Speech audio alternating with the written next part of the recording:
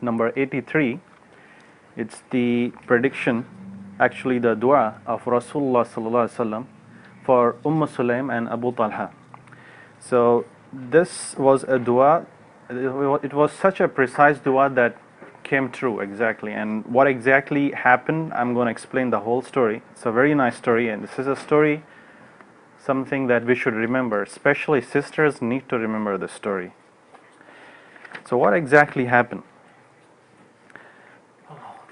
Sulaym radiallahu anha, little bit background about her, who she was. She was a very famous female companion of Rasulullah sallallahu alaihi wasallam, an Ansari, and she accepted Islam very early in Medina during the early days, and she was actually married to a non-Muslim person. They had a son called Anas ibn Malik, which you know is very famous, another Sahabi. But when that husband passed away, she was approached by a man called Abu Talha, and after her iddah, he proposed her and they got married. And the interesting thing here is that that marriage, the dowry in Islam we give mahar, right? And she said, my mahar for Abu Talha is nothing but his acceptance of Islam. So she didn't demand any money, the gift that a husband is required to give. She just said that if Abu Talha accepts Islam, that is my dowry. So that was, I'm going to explain more, give examples about her, and it will tell you exactly who Sulaym was. And by the way, their story, we covered their story earlier as well, the miracle of food, if you remember. But anyways, she was a woman who had a very strong personality, and what I'm impressed about her is her akhlaq, her character is like amazing. And she was also known as a very brave woman. She in fact participated in the battles that were fought, and she would help the Muslim warriors, give them water, and sometimes even fight physically when the need arose. And she was very famous for carrying a dagger as well in the battlefield for her own protection. But anyways, so what exactly happened? What is the story and what is the dua that we are referring to? So when Abu Talha and Sulaym, they got married, they had a son called Abu Umayr, and that was Abu Talha's first son, obviously. Sulaym had another son from other marriage, but Abu Talha loved his son very much. But during the difficult times arrived in their family, and this son of his got very sick, very sick, and Abu Talha was very concerned about him. So what happened then? He had to travel somewhere in a journey, and he had to leave, and he was still concerned about his son. And when he went away from his house in a journey, his son passed away. And the family members came to console Sulaym. Obviously it was a big shock for Sulaym as well, but she remained very patient and calm. She told all the family members that nobody should inform Abu Talha. I will give the news of the death of our son to my husband myself. Abu Talha eventually arrived out of the long journey. He was very tired, obviously. In those days journeys were very difficult, and when he arrived, she did not tell him the news. In fact, Abu Talha was so much concerned about the son, he asked, how is my son doing? How is he? Where is he? So Sulaym, she replied, she said that he's sleeping. Obviously referring to that every dead person is in fact sleeping.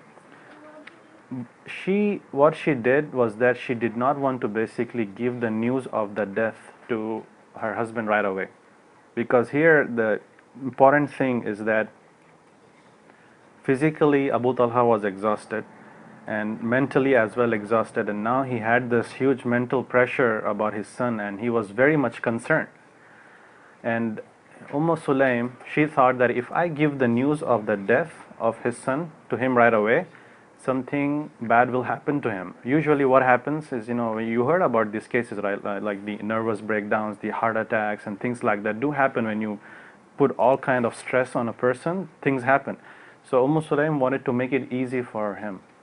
So what she did, she served him food and everything was normal, and she embellished herself, and they slept together that night, had a physical union, and then in the morning she informed Abu Talha. Actually, she didn't actually wanted to inform directly. She actually approached it very well. She told Abu Talha, very nice way. She told, if somebody comes to us and gives us something, to keep something as a trust, and that person later comes back and says, can I have my thing back? I gave it to you, that was a trust. So should we give that person back or not, that object or that thing?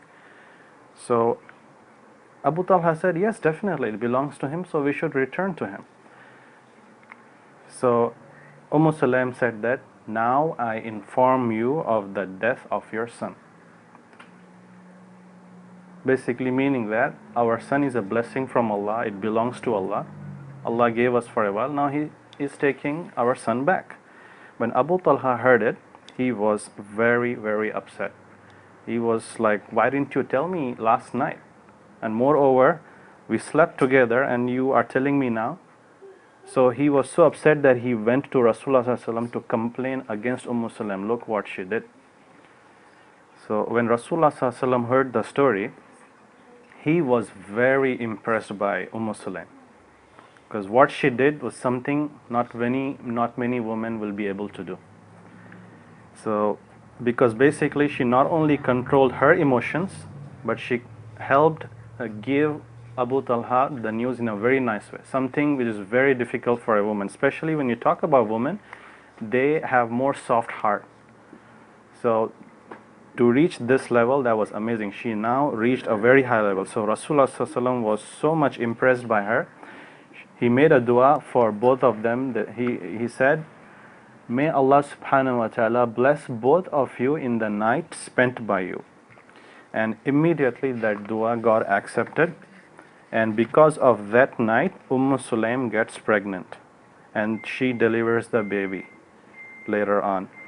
And when baby was born, Anas took the baby to Rasulullah sallallahu alaihi wasallam, and he chewed some dates and put in his mouth. So basically, the first food that went inside the name of that son, his name was Abdullah, who was born. That was the food chewed by Rasulullah sallallahu alaihi wasallam, the saliva of Rasulullah sallallahu alaihi wasallam. And what is said about Abdullah is that dua, how it got accepted by Allah subhanahu wa ta'ala, that Abdullah had 10 sons. All of them became Hafidul Quran. All of them Hafidul Quran, and not just that, they became the scholars of Quran. Being Hafidul Quran is one thing and being scholar is one thing. Very few people attain both levels, and all the 10 sons, not just 9, all of them, 10 became Hafidul Quran. So that's really a miracle, because out of one night, this special blessing, nobody gets this kind of blessing. 10 sons and Hafidul Quran, I hardly remember who was this person, but that particular dua really got accepted by Allah subhanahu wa ta'ala. So it's an amazing example and a lesson for sisters, how they should learn from this story, how Rasulullah informs that how that is such a high level of akhlaq, is something to learn and implement. Maybe we might not able to reach that level, but we should learn something for small things. Start with small things and Allah will help us as we go along.